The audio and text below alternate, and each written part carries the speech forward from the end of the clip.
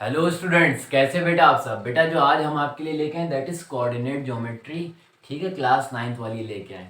तो बच्चों हम आपको चैप्टर के अंदर जाने से पहले मतलब कोऑर्डिनेट ज्योमेट्री में क्या पढ़ाना है आपको, सबसे पहले भाई चैप्टर नेम के बारे में डिस्कस करे दे रहे हैं। बेटा चैप्टर नेम क्या है? Coordinate geometry. बेटा इसमें ये जो ज्योमेट्री है, जियोमेट्री, बेटा ये ज्योमेट्री दो वर्ड से डिफाइंड हुआ है, दैट इज जियो प्लस मेट्री। यहाँ पे जियो का मतलब होता है अर्थ। जियो का मतलब क्या? अर्थ। मेट्री का मतलब क्या होता है भाई? मेजरमेंट। तो सर कंबाइंडली हुआ अर्थ का मेजरमेंट। ज्योमेट्री का मतलब होता है बेटा अर्थ का मेजरमेंट। तो सर हमें अर्थ का मेजरमेंट इसमें करना है। हाँ, अर्थ का मेजरमेंट करना है। बेटा ये जो वर्ड आया है ज्योमेट्री, ये कैसे है मैं आपको ये बताना चाहता हूँ। बेटा बहुत ज़माने पहले जब लोग ज़मीन खरीदते थे या फिर बेचते थे, तो उन्हें ये एहसास हुआ कि यार हम ज़मीन खरीद रहे हैं या फिर बेच रहे हैं, तो उस लैंड की हमें मेजरमेंट करने की ज़रूरत है। लैंड के मेजरमेंट करने का मतलब है कि अर्थ के लैंड की मेजरमेंट करने की ज़रूरत है। तो ये वही चीज़ है, अर्थ का मेजरमेंट। लोग को ज़मीन खरीदना थी, बेचना थी, तो उन्हीं ने सोचा कि भाई हम ऐसे ही बेच रहे हैं अपने लैंड का मेजरमेंट किए बिना। तो उन्हीं ने जब लैंड का मेजरमेंट करने लगे, तो मतलब कि अर्थ के लैंड का मेजरमेंट करने लगे, तो वहाँ से ये नाम आया अर्थ प्लस मेट्री, दैट इज जियोमेट्री या फिर अर्थ का मेजरमेंट। लेकिन आज के युग में, अभी करंट में जियोमेट्री में हम मेनली बेटा जो मेजरमेंट करते हैं वो एंगल्स का, शेप्स का, लाइन का। शेप्स में भाई जैसे आप ले लिए ट्रायंगल ले लिए, रेक्टेंगल ले लिए, ठीक है, स्क्वायर ले लिए, ट्रायंगल, ये सब का मेजरमेंट आप जियोमेट्री में करते हैं। अब भाई कोऑर्डिनेट का क्या मतलब होता है? बेटा कोऑर्डिनेट का एक छोटी सी डेफिनेशन है, ये देखिए। कोऑर्डिनेट का मतलब होता है स्पेसिफिक लोकेशन ऑफ एनीथिंग। यहां पे बेटा कोऑर्डिनेट का मतलब क्या है? किसी भी चीज की स्पेसिफिक लोकेशन। और आप वो स्पेसिफिक लोकेशन भाई कैसे पता करेंगे? यहां पे हम पूरे के पूरे कोऑर्डिनेट ज्योमेट्री में हमें चाहिए स्पेसिफिक लोकेशन ऑफ एनीथिंग, तो उसके लिए हमें टू पीस ऑफ इंफॉर्मेशन चाहिए। टू पीस ऑफ इंफॉर्मेशन का मतलब है कि दो तरह की जानकारियों को बोलते हैं 2D। दैट इज 2D का मतलब समझते हैं? Two dimension. समझ रहे ना? 2D का मतलब टू डायमेंशन। तो भाई बच्चों देखिए, स्पेसिफिक लोकेशन या फिर कोऑर्डिनेट में हमें टू पीस ऑफ इंफॉर्मेशन की क्यों जरूरत है, क्यों जरूरी है ये चीज, तो ये पूरे मैं एग्जाम्पल से भाई समझाने की कोशिश करता हूँ। बेटा ये जो ये लाइन गई हुई है, ये आपका एक मेन रोड है जो रोड कर रहा है वेस्ट और ईस्ट में। ठीक है, क्या है? Main road. और इसके अंदर ये जो ये है, ये स्ट्रीट 1 है और ये आपकी स्ट्रीट 2 है, ये स्ट्रीट 3 है, ये स्ट्रीट 4 है, street 5, street 6, street 7, street 8।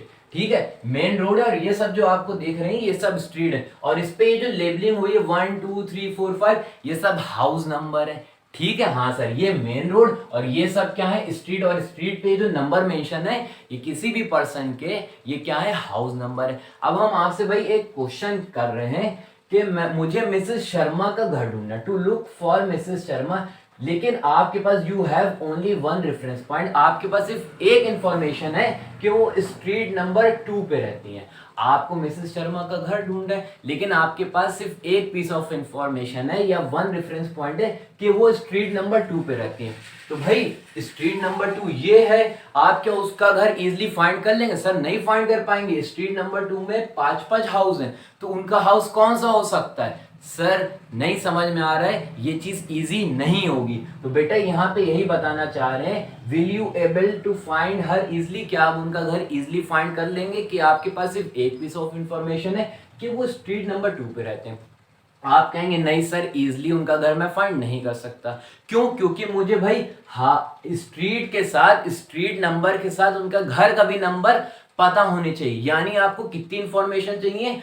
Street number और दूसरा हाउस नंबर। आपको कितनी पीस ऑफ इंफॉर्मेशन चाहिए? सर हमें 2 पीस ऑफ इंफॉर्मेशन चाहिए, तभी हम इजिली उनका घर ढूंढ सकते हैं। तो आप समझ रहे हैं ना कि हमें 2 पीस ऑफ इंफॉर्मेशन की क्यों जरूरत पड़ रही है? हाँ सर। तो बेटा अब यहीं पे मैं आपसे एक और चीज पूछ रहा हूं कि आपके पास 2 पीस ऑफ इंफॉर्मेशन ये आ गई कि वो स्ट्रीट नंबर 2 है और हाउस नंबर 4 है। ठीक है, क्वेश्चन मैं कर रहा हूं आपके पास, जैसे 2 पीस ऑफ इंफॉर्मेशन है कि वो मिसेस शर्मा स्ट्रीट नंबर 2 और हाउस नंबर 4 में रहती हैं, तो आप उनका घर फाइंड कर लेंगे। हाँ सर फाइंड कर लेंगे। स्ट्रीट नंबर 2 ये और हाउस नंबर 4 क्या है, ये किसका घर है सर, ये मिसेस शर्मा का घर है। तो आप समझ गए ना कि 2 पीस ऑफ इंफॉर्मेशन क्यों जरूरी है। हाँ सर, तो यही चीज आपकी क्या है, कोऑर्डिनेट। आपको किसी की स्पेसिफिक लोकेशन चाहिए, उसके लिए आपको 2 पीस ऑफ इंफॉर्मेशन की जरूरत है। यहाँ पे भैया 2 पीस ऑफ इंफॉर्मेशन है, आप में 3 पीस भी होता है, वो 3 डायमेंशन में अभी हमें बात नहीं करना, हम क्लास 9 में, तो इसमें सिर्फ 2 पीस ऑफ इंफॉर्मेशन। तो किसी की स्पेसिफिक लोकेशन के लिए आपको 2 पीस ऑफ इंफॉर्मेशन की जरूरत है। तो यही चीज आप पूरा किसमें पढ़ेंगे, this is the coordinate geometry. ठीक है सर, इजी था। अब बेटा अब हम आपसे एक और क्वेश्चन पूछ रहे हैं, similarly tell the location of house of P person. यहाँ पे भैया ये पी पर्सन है सर, पी पर्सन का आपको क्या बताएं, पूरा का पूरा लोकेशन बताएं सर। इनकी जो है इस पी पर्सन की स्ट्रीट है 7, स्ट्रीट क्या है, स्ट्रीट है 7, और सर हाउस नंबर है 4।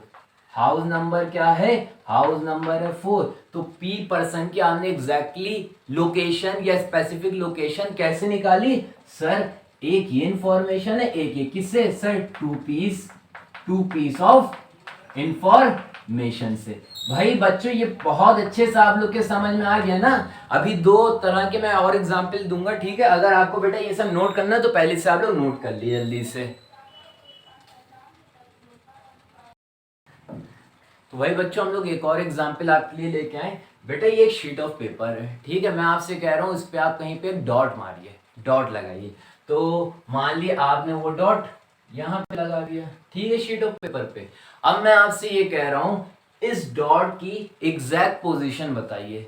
तो आप क्या करेंगे, आप तुक्के मारेंगे, कहेंगे सर ये डॉट जो है शीट के अपर साइड पे, नहीं सर ये जो है डॉट शीट के लेफ्ट साइड के अपर कॉर्नर पे। तो क्या ये सब एग्जैक्ट पोजीशन है सर, ये सब एग्जैक्ट पोजीशन नहीं। अब लेकिन मैं आपसे ये कह दूं कि भैया ये जो डॉट है ये लेफ्ट साइड से 5 सेंटीमीटर की दूरी पे, मतलब ये जो डॉट है ये शीट के लेफ्ट साइड से 5 सेंटीमीटर की दूरी पे, ठीक है। तो बेटा आपको थोड़ा सा आइडिया मिल जाएगा कि उसकी पोजीशन क्या हो सकती है, लेकिन अभी भी आप इससे एग्जैक्ट पोजीशन नहीं बता सकते। भाई अगर ये डॉट होता तो ये भी जो है भाई पेपर के लेफ्ट साइड से 5 सेंटीमीटर होता, यहाँ पे होता तो यहाँ से भी भाई अगर आप लेफ्ट साइड से इसको मेजर करते तो ये 5 सेंटीमीटर होता।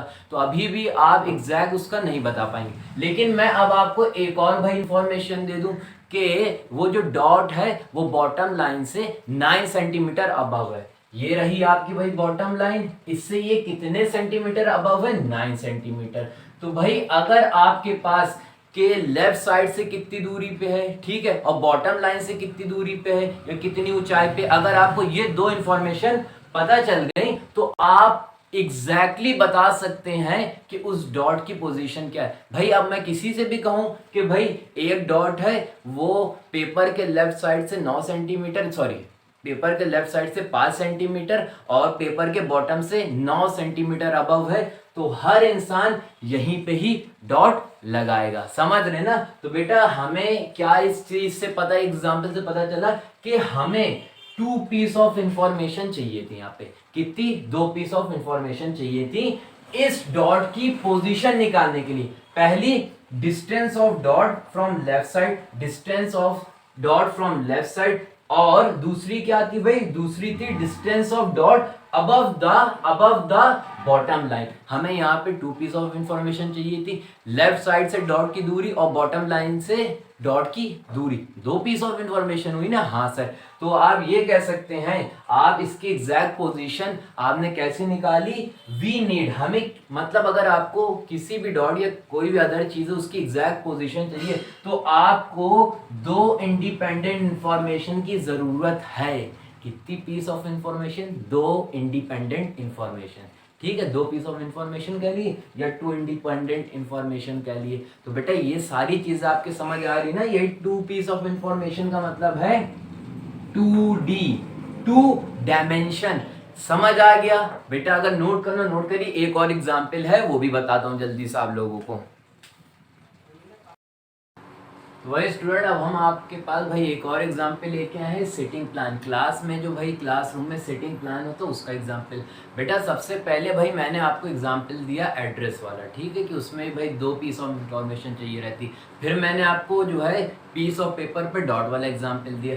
अब मैं आपको भाई सिटिंग प्लान वाला एग्जाम्पल दूंगा। बेटा कोऑर्डिनेट ज्योमेट्री का बहुत ज़्यादा वाइडली यूज़ है। एक और भाई डेली लाइफ से एग्जाम्पल लेते भाई, जैसे मैं आपसे कहूँ कि आप क्रिस्टियानो रोनाल्डो की फेस की ड्राइंग बनाइए, तो बेटा आप उसके फेस की ड्राइंग जब तक क्या नहीं बना सकते जब तक कि आपको उसके फेस के एग्जैक्ट कोऑर्डिनेट ना पता हो कि भाई दोनों आंखों की एग्जैक्ट दूरी क्या है, आंखों की नाक से कितनी दूरी है, माथे की कितने कोऑर्डिनेट्स हैं। तो अगर आपको एग्जैक्टली उसके फेस के कोऑर्डिनेट्स नहीं पता होंगे तो आप उसकी ड्राइंग भी नहीं बना पाएंगे। ठीक है भाई, देखिए कोऑर्डिनेट का क्या क्या कोऑर्डिनेट ज्योमेट्री का यूज़ है। भाई स्टूडेंट, हम लोग क्लासरूम के सिटिंग प्लान की बात करते हैं। बेटा असल में भाई सिटिंग अरेंजमेंट क्या होता है, रोज होती हैं, कॉलम होते हैं। बेटा ये जो आपको ऐसी ऐसी वर्टिकल लाइन दिख रही है ये आपके कॉलम है, ठीक है। कितनी वर्टिकल लाइन है, 10 वर्टिकल लाइन है, यानी कि इसमें टोटल 10 कॉलम है। और ये जो बेटा आपको हॉरिजॉन्टल लाइन दिख रही है ये कहलाती हैं आपकी रोज। तो टोटल कितनी रोज है, 7 रोज है। तो इस क्लासरूम के सिटिंग प्लान में टोटल 10 कॉलम है और 7 क्या है भाई, रोज है। ठीक है बेटा, अब एक और चीज बेटा, ये जो आपको स्क्वायर शेप में दिख रहे हैं ये स्क्वायर हुआ, ये स्क्वायर हुआ, बेटा ये स्टूडेंट की डेस्क है, ठीक है। ये सब क्या है भाई, डेस्क है। तो हर स्टूडेंट की सेपरेट डेस्क होगी भाई, इतनी सारी डेस्क है तो मतलब कोई ना कोई स्टूडेंट हर डेस्क पे क्या होगा, बैठा होगा। अब हम आपसे पूछ रहे हैं कि भाई आप ये जो शेडेड पोर्शन है बताइए भाई ये स्टूडेंट की पोजीशन क्या है। ये जो आपको भाई शेडेड पोर्शन दिख रहा है इसकी पोजीशन क्या है, इस स्टूडेंट की पोजीशन क्या है। तो भाई आपको इस स्टूडेंट की, ये जो शेडेड वाली डेस्क है, इस स्टूडेंट की पोजीशन बताने के लिए 2 चीज़ें बहुत ज़्यादा ज़रूरी हैं, 2 पीस ऑफ इंफॉर्मेशन बहुत ज़रूरी है। पहली मतलब अगर आपको पोजीशन किसी भी स्टूडेंट की निकालना है, ठीक है, तो उसके लिए आपको 2 इंडिपेंडेंट इंफॉर्मेशन की ज़रूरत है। पहली क्या कि भाई वो स्टूडेंट या फिर वो मोहतरमा, लड़का भी हो सकता है भाई, लड़की भी हो सकती है, वो किस कॉलम में है, ठीक है। और दूसरी इंफॉर्मेशन वो किस रो में है। भाई 2 इंफॉर्मेशन की तो ज़रूरत है आपको कि भाई अगर आपको किसी पोजीशन बताने तो भाई किस कॉलम में है और किस रो में है। तो भाई ये शेडेड पोर्शन बेटा आप जो है पहले हमेशा रिप्रेजेंट करेंगे कॉलम को। तो भाई ये कौन सा कॉलम है, ऐसे लिख लिए सर, ये है भाई, ये देखिए ये है सर 5th कॉलम। समझ रहे हैं ना, हाँ सर समझ रहे हैं। और बेटा रो कौन सी है, सर ये रो है 3rd रो है। तो बेटा अगर आपको मतलब ऐसे मतलब पेयर में इसको रिप्रेजेंट करना है तो कॉलम वाले को पहले रिप्रेजेंट करेंगे। भाई कौन सा कॉलम है, 5th कॉलम है, कॉमा लगाई। रो कौन सी है भाई, 3rd रो है। तो यानी ये जो शेडेड पे जो स्टूडेंट बैठा होगा उसके जो है डेस्क की पोजीशन क्या है, 5,3, इट मीन 5th कॉलम है, 3rd रो है। तो एक और चीज भाई मैं आपसे यहाँ पे पूछना चाह रहा हूँ कि भाई 3,5 और 5,3 एक ही चीज है। नहीं सर एक चीज नहीं है, क्योंकि फर्स्ट चीज जो हम रिप्रेजेंट कर रहे हैं वो कॉलम, सेकंड चीज जो रिप्रेजेंट कर रहे हैं वो रो। ये बात कर रहे हैं सर आप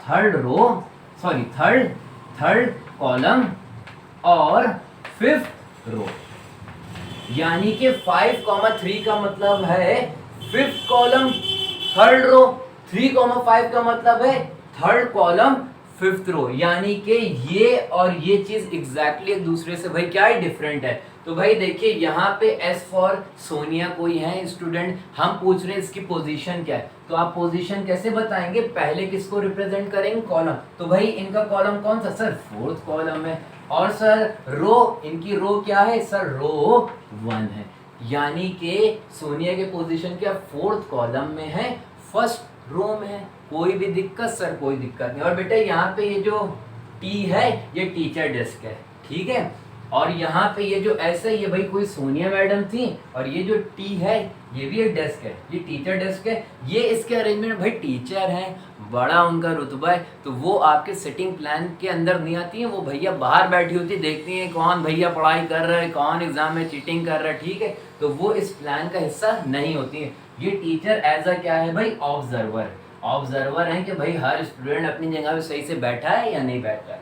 तो टी शोज टीचर डेस्क। एक चीज भाई ये बताइए, आपको किसी भी स्टूडेंट की अगर पोजीशन भैया जानना है तो कितनी पीस ऑफ इंफॉर्मेशन की ज़रूरत है? सर हमें 2 पीस ऑफ इंफॉर्मेशन की ज़रूरत है कि हमें ये पता हो कि भाई कॉलम किस पे बैठा हुआ है, वो किस कॉलम पे बैठा हुआ है और वो किस रो में। तो हम किसी भी स्टूडेंट की एग्जैक्टली क्या बता सकते हैं भाई? पोजीशन बता सकते हैं। फिर से हमें 2 पीस ऑफ इंफॉर्मेशन की ही ज़रूरत पड़ती है। तो भाई यही चीज़ था, 2 पीस ऑफ इंफॉर्मेशन या कह लिया 2 इंडिपेंडेंट इंफॉर्मेशन, यानी कि 2D की बात करते हैं। ये 2 इंडिपेंडेंट इंफॉर्मेशन का मतलब है 2D मीन्स 2 डायमेंशन। ठीक है, तो अगर भाई आपके ये सब समझ में आ गया तो वीडियो को पॉज करके पहले से आप लोग नोट कर लिए। तो भाई स्टूडेंट अब हम लोग भाई एक्सरसाइज पे मूव करते हैं। क्वेश्चन नंबर 1 रीड करते हैं। How will you describe the position of a table lamp on your study table to another person? भाई कहना ये चाह रहे हैं, ये आपकी भैया स्टडी टेबल है, इस पे ये एक लैम्प रखा, इस लैम्प की पोजीशन को आप किसी और बंदे से कैसे डिस्क्राइब करेंगे? कैसे डिस्क्राइब करेंगे भाई? पहले हम पीछे वाले एग्जांपल रिमाइंड करते भाई। ये पीस ऑफ पेपर था, हाँ सर था, यहाँ पे एक डॉट था, इसकी एग्जैक्ट कैसे पोजीशन पता करेगी? सर एक बॉटम का डिस्टेंस और एक लेफ्ट एज का डिस्टेंस। तो यानी कितनी पीस ऑफ इंफॉर्मेशन आपको चाहिए कि सर 2 पीस ऑफ इंफॉर्मेशन। तो इसकी पोजीशन के लिए भी हमें कितनी पीस ऑफ इंफॉर्मेशन की जरूरत पड़ेगी? Sir 2 piece. तो वी नीड 2 पीस इंफॉर्मेशन, या कह लिए और 2 independent information for exact position of the lamp. हमें लैम्प की एग्जैक्ट पोजीशन के लिए 2 इंडिपेंडेंट इंफॉर्मेशन चाहिए। हाँ सर चाहिए। तो पहले मैंने मान लिया let 20 centimetre be the lamp distance from the bottom edge of the table. भाई देखिए ये टेबल है, इसकी बॉटम एज है, इस बॉटम एज से टेबल की जो दूरी मानी मैंने 20 सेंटीमीटर मानी। भाई मुझे ये दूरी चाहिए और ये दूरी चाहिए, यही तो करते थे एग्जैक्ट लैम्प की पोजीशन के लिए। हाँ तो मैंने बॉटम एज जो है टेबल की, उससे लैम्प की दूरी कितनी मानी? 20 सेंटीमीटर। और टेबल के लेफ्ट एज से ये जो लैम्प की दूरी मानी मैंने 15 सेंटीमीटर, ये लिखा let 15 centimetre be the lamp distance from the left edge of the table. समझ रहे ना बेटा? ये बॉटम एज है, बॉटम एज से लैम्प की दूरी कितनी मानी? 20 सेंटीमीटर मानी मैंने। ठीक है, टेबल की लेफ्ट एज से लैम्प की दूरी 15 सेंटीमीटर है। समझ गए ना? हाँ अगर कोई बंदा यहाँ पे बैठा है, ऑब्जर्वर यहाँ पे, तो भाई पहले वो क्या देखेगा? 20 देखेगा, पहले वो देखेगा भाई 20। फिर पोजीशन के लिए आपको दोनों चीजें चाहिए। पहले उसने कहा सर 20, फिर उसने क्या बताया भाई 15। ये क्या हो गया? पोजीशन ऑफ द लैम्प हो गई। और अगर भाई साहब ऑब्जर्वर इधर बैठे हुए हैं, हाँ तो भाई वो क्या कहेंगे? पहले क्या लिखवाएंगे? वो 15, फिर क्या बताएंगे भाई 20। बेटा ये और ये चेंज हो रहा है ऑर्डर। आप ऑर्डर क्या लिख रहे हैं या फिर ऑब्जर्वर कहाँ पे है? समझ रहे ना? तो बेटा क्वेश्चन बहुत ज्यादा इजी थे ना। तो बेटा वीडियो को पॉज करके ये पूरी इंफॉर्मेशन आप जल्दी से नोट कर लिए। भाई हम लोग नेक्स्ट क्वेश्चन देखते हैं। भाई क्वेश्चन बहुत ज्यादा लेंथी तो इसलिए मैंने लिखा नहीं। ठीक है, एक स्ट्रीट प्लान, स्ट्रीट का मतलब समझते हैं गली। अ city has 2 main road which cross each other at the centre of the city. ठीक है, एक कोई भाई सिटी है, उसके जो 2 मेन रोड हैं वो एक दूसरे को कहाँ पे क्रॉस कर रहे हैं? सेंटर ऑफ द सिटी पे। These 2 roads are along the north south direction and east west direction. और इन दोनों रोड का भाई डायरेक्शन क्या? नॉर्थ साउथ डायरेक्शन और ईस्ट वेस्ट डायरेक्शन। भाई थोड़ा सा भाई डायरेक्शन देखे ले क्या होता है भाई? मेनली 4 डायरेक्शन होते हैं, आपको पता ही होगा। हाँ सर पता है। ऊपर वाला क्या होता है सर? नॉर्थ, ये होता है भाई साउथ, ये होता है वेस्ट, और ये क्या होता है भाई? ईस्ट। ठीक है, दोनों रोड के भाई क्या डायरेक्शन है? North south east west. भाई ड्रॉ कर लेते भाई नॉर्थ साउथ डायरेक्शन। भाई ये कौन सा है? ये है आपका नॉर्थ साउथ डायरेक्शन, इसको R1 माने ले रहे हैं। और दूसरा भाई किस डायरेक्शन का रोड है sir? East west direction, east west direction. ये हो गया भाई, हो गया ना? ये वेस्ट हो गया और ये ईस्ट हो गया। भाई देखिए एक आपका मेन रोड है, कहाँ से मतलब उसका डायरेक्शन क्या है? North south direction. और दूसरा कौन सा है? East west direction. और ये जहाँ पे क्रॉस कर रहे हैं, यानी कि भाई इस पॉइंट पे एक दूसरे को क्रॉस कर रहे हैं। तो भाई जहाँ पे 2 रोड क्रॉस करते हैं, ठीक है, शायद उसको आप चौराहा बोलते हैं। तो ये जहाँ पे क्रॉस कर रहे हैं, ये क्या है? सिटी का क्या है? Centre of the city. समझ रहे ना? हाँ सर, यहाँ तक की तो भाई समझ आ गया, सेंटर ऑफ द सिटी है। स्टूडेंट अब हम लोग आगे क्वेश्चन रीड करते भाई।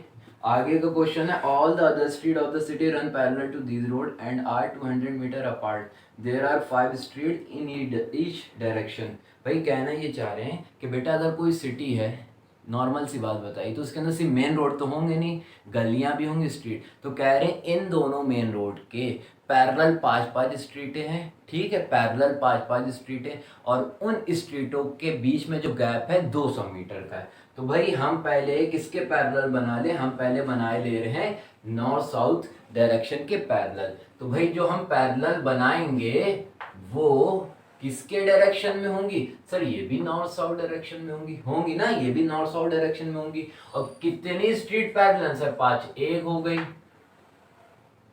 2 भाई, 3, समझ रहे ना? हाँ सर समझ रहे, 4, 5। तो हमने भैया किसके पैरेलल? नॉर्थ साउथ डायरेक्शन के पैरेलल 5 स्ट्रीट बना ली, ठीक है। इसको नाम दे दिए S1, S2, S3, S4, S5, 5 street हो गई। और हर स्ट्रीट के बीच में जो गैप है वो कितना कितना है भाई? 200 मीटर। यहाँ पे भी भाई लिख ली 200 मीटर, 200 मीटर, 200 मीटर, 200 मीटर। यहाँ तक की तो कोई प्रॉब्लम नहीं सर। तो बेटा अभी आपने किसके भाई पैरेलल बनाई है? North south. अब हम ईस्ट वेस्ट डायरेक्शन के पैरेलल 5 स्ट्रीटें बना ले भाई। ये ली भाई, कितनी है सर? 5 हैं। 1, 2, 3, 4, ये क्या हो गई भाई? 5। इसको भी भाई street 1, street 2, street 3, street 4, street 5, और हर स्ट्रीट के बीच में भाई कितना कितना गैप है सर? 200 मीटर। ये भाई हो गया 200 मीटर, 200 मीटर, 200 मीटर, 200 मीटर, और हो गया भाई 200 मीटर। भाई समझ आ गया ना? तो बेटा देखिए, आप नॉर्थ साउथ डायरेक्शन के पैरेलल 1, 2, 3, 4, 5 स्ट्रीटें हो गई, ठीक है। और ये जो इसके पैरेलल है वो भी नॉर्थ साउथ डायरेक्शन में होंगी। और ईस्ट वेस्ट डायरेक्शन के पैरेलल स्ट्रीट हैं 1, 2, 3, 4, 5। तो ये भी किस डायरेक्शन में होंगी? ये भी सारे ईस्ट वेस्ट डायरेक्शन में होंगी। ये भी ईस्ट वेस्ट है, ये भी ईस्ट वेस्ट है, ये भी ईस्ट वेस्ट है, और ये भी ईस्ट वेस्ट डायरेक्शन। यहाँ तक बिल्कुल समझ आ गया ना आप लोगों को? तो भाई आगे का क्वेश्चन हम लोग रीड करते हैं। There are many cross street in your model, a particular cross street is made by 2 street, one running in the north south direction and another in the east west direction. भाई ये कह रहे हैं question में कि आपने ये जो पूरा मॉडल बनाया इसमें बहुत ज्यादा क्रॉस होंगे। हाँ ये सब बेटा क्या है? स्ट्रीट के क्रॉस ही तो हैं। हाँ सर ये सारे क्रॉस हैं। एक बेटा जो पर्टिकुलर क्रॉस है, जैसे हम इस क्रॉस की बात कर रहे हैं, तो ये क्रॉस किस वजह से बना है? सर एक स्ट्रीट जो ईस्ट वेस्ट डायरेक्शन में रन कर रही है और दूसरी किस में? नॉर्थ साउथ डायरेक्शन में रन कर रही है। तो मतलब ये जो एक क्रॉस आपका निकल के आ रहा है, या जिसको आप कह लीजिए चौराहा, किसकी वजह से बन रहा है? ये सर 2 स्ट्रीट की वजह से बन रहा है। उसमें से एक स्ट्रीट जो रन कर रही है ईस्ट वेस्ट डायरेक्शन में और दूसरी स्ट्रीट नॉर्थ साउथ डायरेक्शन। यहाँ तक कोई दिक्कत? सर कोई दिक्कत नहीं। आगे भाई क्वेश्चन है, each cross street is referred in the following manner if second street running in the north south direction. Second street running in the north south direction. भाई ये नॉर्थ साउथ डायरेक्शन की भाई सेकंड स्ट्रीट कहाँ है भाई? इसकी बात कर रहे हैं, यही तो है। हाँ सर ये है second street in the north south direction, और fifth in the east west direction. Fifth street in the east west direction. भैया ईस्ट वेस्ट डायरेक्शन की फिफ्थ स्ट्रीट कहाँ है? सर ये है भाई। समझ रहे हैं ना? हाँ सर समझ रहे हैं। तो बेटा ये दोनों एक दूसरे को भाई जहाँ पे क्रॉस कर रही है, भाई इस पॉइंट पे क्रॉस कर रही है, इन्हीं ने उस क्रॉस को नाम दे दिया है 2,5। क्या नाम दे दिया भाई? 2,5। इसमें 2 का मतलब है street number 2 running in the direction north south, और यहाँ पे इस 5 का मतलब है street number 5 running in the east west direction. समझ रहे ना? तो भाई इसी चीज को मैं इधर भी भाई मेंशन कर दे रहा हूँ 2,5। यहाँ पे सर 2 का मतलब है street number 2 running in the north south direction. Second digit का मतलब है street number 5 running in the east west direction.